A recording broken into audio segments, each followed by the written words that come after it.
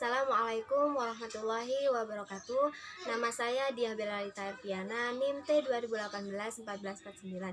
Saya akan menjelaskan tentang RPP, Rencana Pelaksanaan Pembelajaran Al-Quran Hadis. Mata pelajaran Al-Quran Hadis kelas 12 semester ganjil. Materi pokok ayat-ayat Al-Quran dan hadis tentang pola hidup sederhana dan perintah menyantuni duafa. Alokasi waktunya 10 kali 45 menit. Kompetensi inti yaitu menghayati dan mengamalkan ajaran agama yang dianutnya.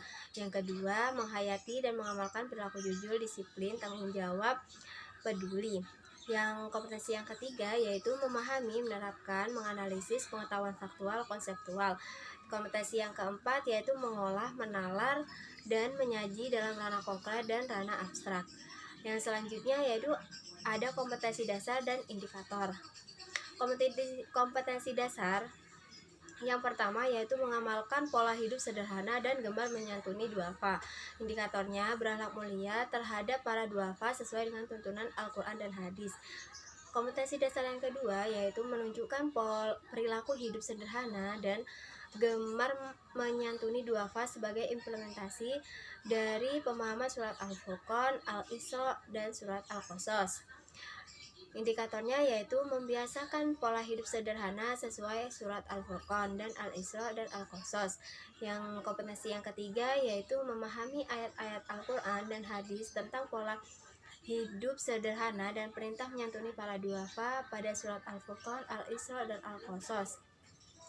Indikatornya yaitu menerjemahkan Al-Quran dan hadis tentang pola hidup sederhana dan perintah menyantuni para duafa. Yang keempat yaitu menghafal dan mengartikan perkata ayat-ayat Al-Quran dan hadis tentang pola hidup sederhana dan perintah menyantuni duafa. Surah Al-Furqan, Al-Isra, dan Al-Qasas. Yang indikatornya yaitu menghafalkan Al-Quran dan hadis tentang pola hidup sederhana dan perintah menyantuni para duafa. Tujuan pembelajarannya yaitu setelah mengamati, menanya, mengeksplor asosiasi, dan mengkomunikasikan materi tentang rijal hadis, peserta didik dapat menerjemahkan Al-Quran dan hadis tentang pola hidup sederhana dan perintah menyantuni para duafa. Yang kedua yaitu menjelaskan kosakata esensial dari Al-Quran dan hadis tentang pola hidup, menjelaskan pola hidup sederhana dan perintah menyantuni para duafa. Yang ketiga, menjelaskan kandungan Al-Quran dan hadis tentang pola hidup sederhana dan perintah menyantuni duafa. Yang selanjutnya yaitu ada pendekatan, model, dan metode pembelajaran. Itu ada scientific, modelnya itu pakai project based learning, metodenya ceramah, singkat, diskusi, tanya jawab, dan penugasan.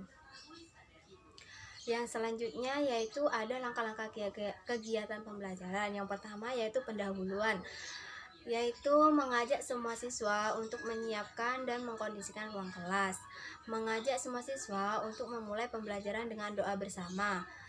Lalu guru menyampaikan tujuan pembelajaran. Guru membagi kelompok menjadi 7 kelompok dan membuat tugas masing-masing kelompok satu dalil dari ayat atau hadis. Yang kelima yaitu guru menyampaikan sistem kriteria dan aspek penilaian. Semuanya itu sampai 15 menit.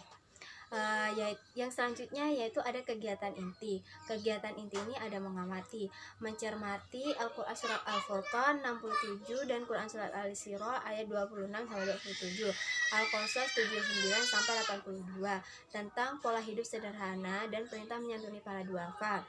Yang kedua yaitu menyimak ilustrasi singkat dari guru tentang pola hidup sederhana dan perintah menyantuni para duafa.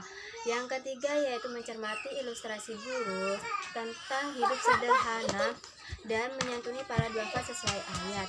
Yang selanjutnya ada menanya itu mengajukan pertanyaan tentang makna dan kandungan ayat dan hadis pola hidup sederhana dan perintah menyantuni para duafa. Yang kedua yaitu guru mempersilahkan peserta didik untuk menanyakan pengalaman, pengamatan, dan kesaksiannya. Yang selanjutnya ada eksplorasi, yaitu diskusi kelas untuk menemukan jawaban dan pertanyaan-pertanyaan yang muncul berkaitan dengan pola hidup sesederhana dan menyantuni para duafa. Yang selanjutnya ada menalar atau mengasosiasi. yaitu merumuskan kembali hasil temuan tentang pola hidup sederhana dan perintah menyantuni para duafa sesuai ayat. Yang kedua yaitu menganalisis hasil temuannya berkaitan dengan pengertian dan kriteria pola hidup sederhana dan perintah menyantuni para duafa.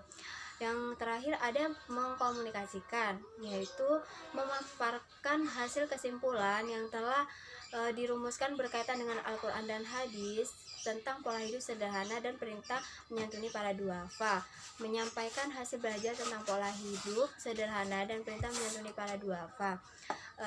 Itu semuanya yaitu sampai 60 menit. Yang selanjutnya yaitu ada penutup. Penutup di sini guru memberikan penguatan materi ajar. Yang kedua, guru menyampaikan tugas yang dibawa pulang oleh peserta didik untuk persiapan pertemuan selanjutnya. Yang ketiga yaitu guru menyampaikan sekilas tentang proses pembelajaran pada pertemuan selanjutnya. Yang keempat, guru bersama-sama siswa membaca doa penutup majelis. Kegiatan penutup ini sampai 15 menit. Mungkin itu saja yang dapat saya sampaikan, kurang lebihnya mohon maaf. Wassalamualaikum warahmatullahi wabarakatuh.